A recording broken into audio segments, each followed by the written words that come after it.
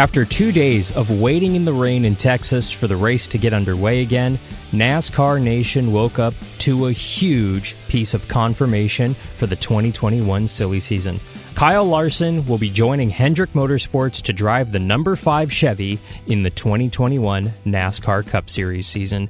I'm Alan Bailey, and the news was confirmed this morning. Hendrick Motorsports has signed driver Kyle Larson to a multi-year contract that will have Larson driving the number 5 Chevrolet, bringing back the iconic number 5 Hendrick Motorsports Chevy to the Cup Series for the first time since the 2017 season. The hiring comes as Larson was able to rehabilitate his image after uttering a racial slur during an esports online racing game on April 12, 2020.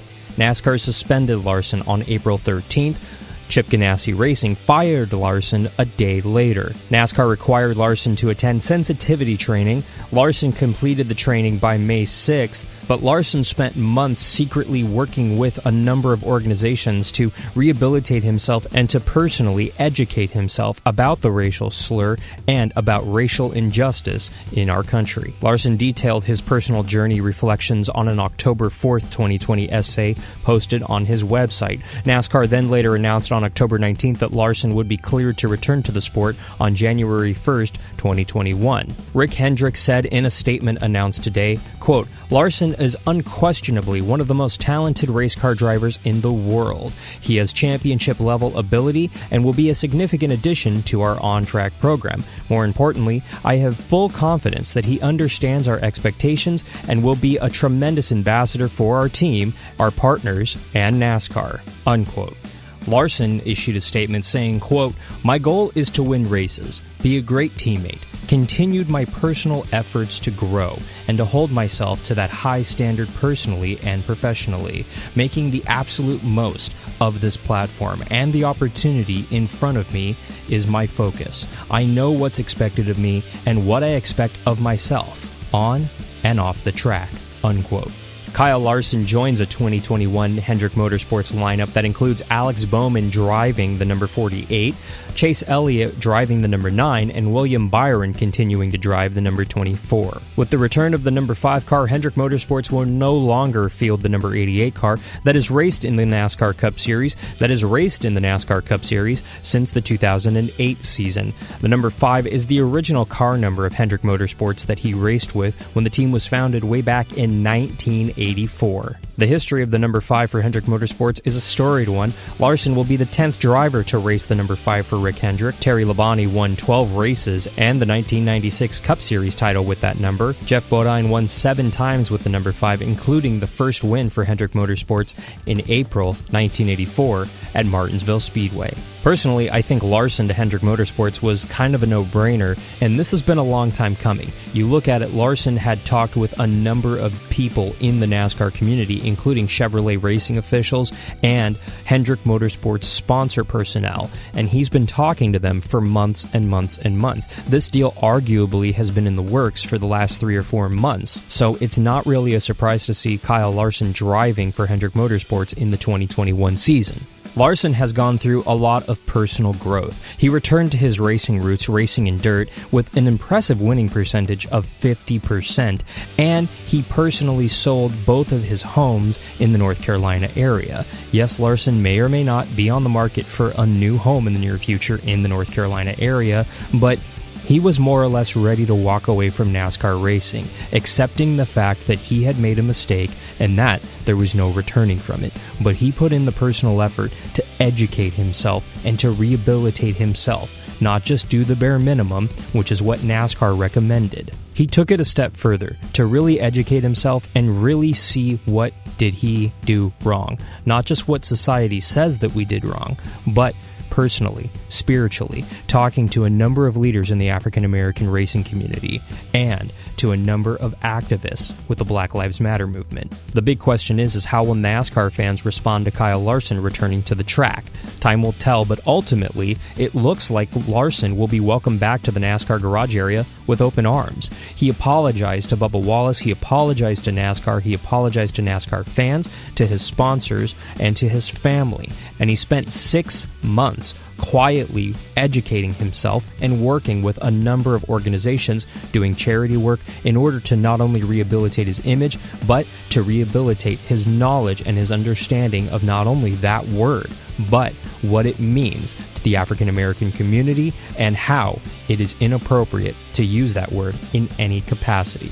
Larson has done all the work. He did it quietly because he knew it was his time to quietly do this work. In my experience with Larson, interviewing him and talking to him on and off mic, he's a great guy. I was completely shocked when this first happened back in April, and to be honest, I still have a little bit hard of time actually hearing that word come out of his mouth in that video. But it did. He said it. There's no denying it. It was a racist thing to do, using that slur. He's educated himself, and now I think he's ready to come back to NASCAR. NASCAR has done the right thing, giving him the opportunity to return in the 2021 season, and I think that everyone involved with this has done everything by the book 100% the way it should be done.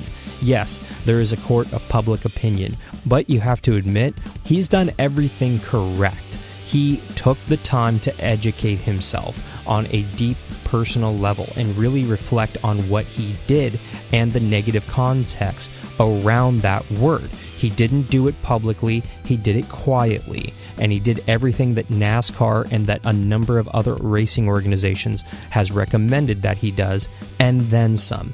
He had a number of years left on his contract at Chip Ganassi Racing to drive the 42, and to be honest with you, I saw him driving that 42 for a number of years. For some reason, Larson stayed loyal to Chip Ganassi, and I can see why. Chip's a good guy. Unfortunately, his NASCAR racing program is not up to snuff. You look at the 1 and the 42, other than the single victory in the 2020 season for Kurt Busch at Las Vegas, they haven't been up to snuff, and they really haven't been competitive pretty much their entire run in the NASCAR Cup Series. Yes, they've made the playoffs here and there. Yes, they've won races here and there, but ultimately their drivers, although talented, have not lived up to their full potential.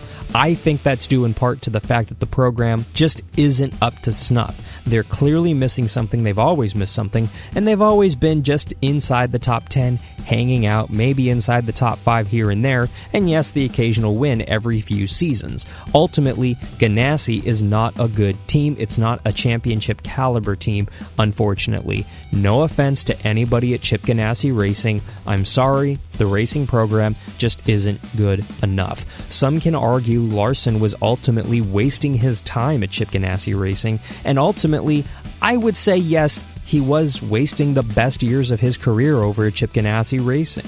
And now he's at Hendrick Motorsports, a team that historically is pretty competitive, being the most winning Cup Series program in NASCAR history. However, in the last few seasons, in the last 5 years in particularly, Hendrick Motorsports has not really been up to snuff. Larson undoubtedly is in better racing equipment, and yes, you look at what Chase Elliott has done in the last few seasons at Hendrick Motorsports, there's clear evidence to say that Hendrick Motorsports can win races and can compete in the playoffs. The question is, by the time we get to Phoenix, are we going to see a Hendrick Motorsports Chevy contending for a NASCAR title in the near future? It's honestly a 50-50 shot. I think that you look at what Chase Elliott's doing with arguably now 3 races to go, it's entirely possible he can make that Final Four and contend for a championship in Phoenix. But it's also possible that he'll just barely miss out on those Final Four. I'm not saying Larson's going to immediately go win a championship at Hendrick Motorsports. I'm saying he'll have as good a shot as Chase Elliott has had in the last few years. The question is, who is a better driver at Hendrick Motorsports, Chase Elliott or Kyle Larson? We'll have to wait and see. As far as sponsorship is concerned, nothing official. It looks like Cliff Daniels might be the crew chief for Larson, but no primary sponsors have been formally announced. Acorns is more than likely going to move over to Larson because Larson was talking to Acorns officials before it was announced that he was driving for Hendrick Motorsports and before it was announced that he was reinstated to NASCAR months ago. I highly doubt Larson's bringing any sponsorship dollars to Hendrick Motorsports, but it's entirely possible that Rick Hendrick could pull a rabbit out of his hat and announce new major NASCAR sponsors coming to the Cup Series with Kyle Larson, although I wouldn't necessarily bet on it. I'd more than likely see Hendrick Motorsports racing a number 5 HendrickCars.com car, with Rick Hendrick fronting the bill for Larson, at least for the first half of the 2021 schedule. Ultimately, this is another we'll wait and see what happens situation for Larson. For the latest not only on Kyle Larson's move to Hendrick Motorsports, but all of the 2021 NASCAR Cup Series silly season and the latest NASCAR news and racing news, make sure you log on to AmericanRacingNetwork.com. For ARN, I'm Alan Bailey. We'll see you at the track.